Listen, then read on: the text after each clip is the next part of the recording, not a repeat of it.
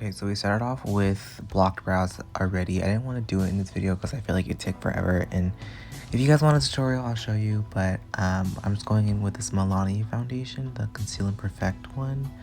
I love this foundation. I literally haven't found another foundation to put in my kit, so I'm just using this for now, but I don't know what shade this is, but I'm using like this paw paddle brush, if that's what you would call it, on the center of the face. Just like a light, even layer. I don't want to give her full coverage. I just want to make sure she has color and it covers any redness she has, which is like her skin is already really pretty. I go in with this Tawny concealer from LA Girl on the center of the face and the high parts of the cheekbones. And I leave it there for a little bit to set. I do the nose, the tip, the bridge, and I do a little bit of the forehead and the chin. And a little bit around the mouth to kind of brighten up that area a little bit. I go in with a cream blush. This is Naughty and Spice from Nude Six. I love this blush. It's a perfect like warm mauve. I'm adding this on like, I kind of am adding this a little bit lower. I am not going to contour or bronze her face in this video. I just feel like contouring with blush is such an underrated technique, and I feel like it's a very traditional technique.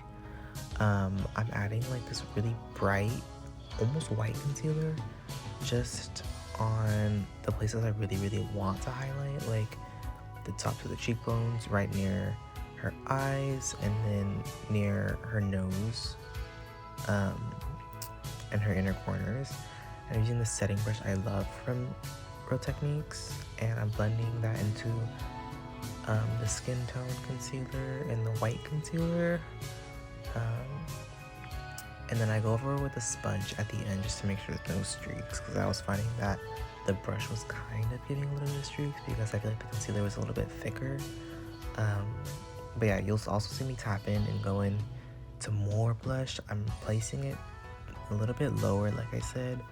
I feel like this is like my face that it's like my go-to when I do people's makeup, or like when I do like looks like this that are supposed to be geared towards like something like 80s or 90s.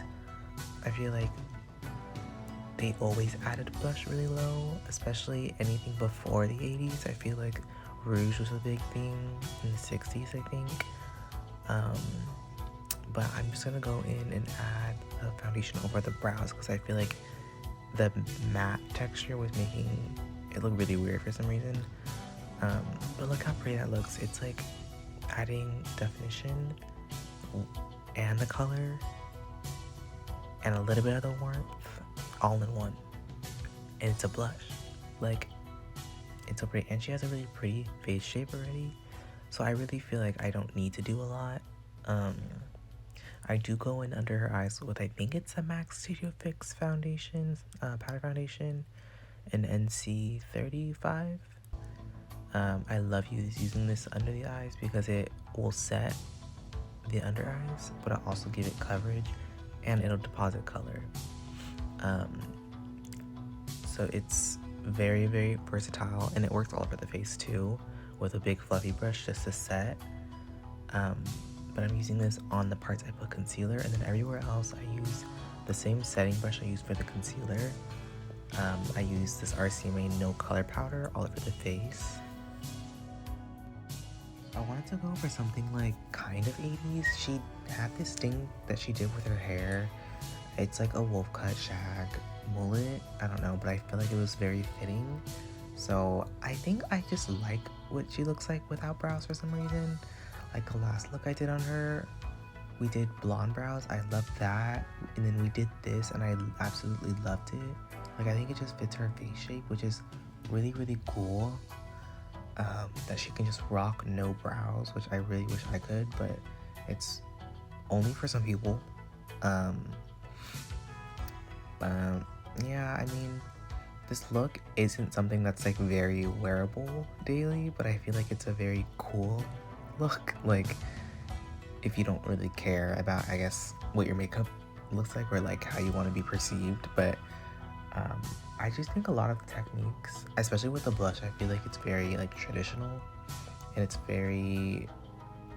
it's a mix. I think I'm finding that my makeup style is very mixed with a bunch of eras of makeup. Like I like 60s to 80s to 90s, and then a little bit of 2000s. And I like to cherry pick. I like to cherry pick each technique and kind of like bunch them all in one little look. And I hope that's kind of like what my makeup style can kind of morph into this year. But yeah, you can see me, setting her base with RCMA powder. I go in with a different brush. I think it's the same Morphe brush for like I don't know what number that is. I'm not good with the numbers. I'm using this MAC paint pot. I think it's in soft ochre. Just as a base for the eyes, I want to kind of contour her lids. So I'm just adding this white, like a pale white shade to set the soft ochre.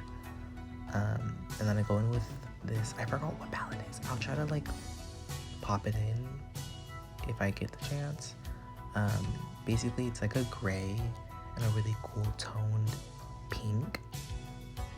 And I'm putting it into her crease, building that up. And then I think I deepened it. So I mixed that really cool pink and gray with a deeper gray, and that added a lot of shadow, and I feel like it really carved her lids out very subtly. And then I gradually add in black to her crease. It's very, very subtle, like you can't see it, but it's enough smoke. I guess I should say shadow. It's enough shadow to kind of carve her lids out. And I'm just using this Morphe, but all my brushes are Morphe except for that one and another one, the setting brush. I am carving her lids out with a white eyeshadow, white or bone color, it doesn't really matter. I feel like they both look the same. It's such a clean look. Like, I think I've seen Sam Visser do this on Alexa Demie. It's so pretty. Like, I will forever use that look for reference whenever I don't know what to do. It's so pretty. I'm using like this black shade from the palette. It has a little bit of sparkle. I'm in love with mattes that have like chunky glitters in it. It's so pretty. And I'm absolutely in love with this technique of using a brush as a straight edge to make sure you're getting like a clean line. I don't know, because my hands are really shaky, and I feel like this has amped up my, like, I guess steadiness. Like, my hand isn't as shaky anymore. I'm using this pencil brush with the black shade and a little liner brush to tuck in the black into her lash line just so lashes can fit. I feel like the lashes in this video, you'll see it later, but I feel like it fit. I wanted to get Ardell Wispies, the Demi Wispies, but I literally couldn't find them. But I feel like something that's this type of look that's very like, I wouldn't say, I don't know what to call it. I don't know if it's retro, I don't know if it's vintage, but I feel like artificial looking lashes that are choppy, that have volume, are very vintage looking. Like when you look at a lot of old glamour girls like Marilyn Monroe, their lashes were very artificial looking. They're very like blunt cut, and I feel like this is kind of the lash that they would use, but maybe a little bit more of a modern take to it.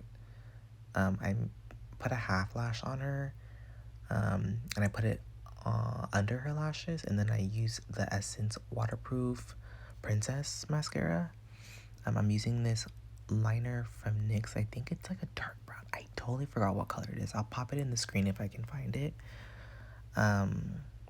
But yeah, you'll see me kind of switch out with the lips because I didn't notice until I saw it on camera, but it was really unblended, so just give it a second. Is it a video if I don't use Fenty How Many Carats? I love this thing.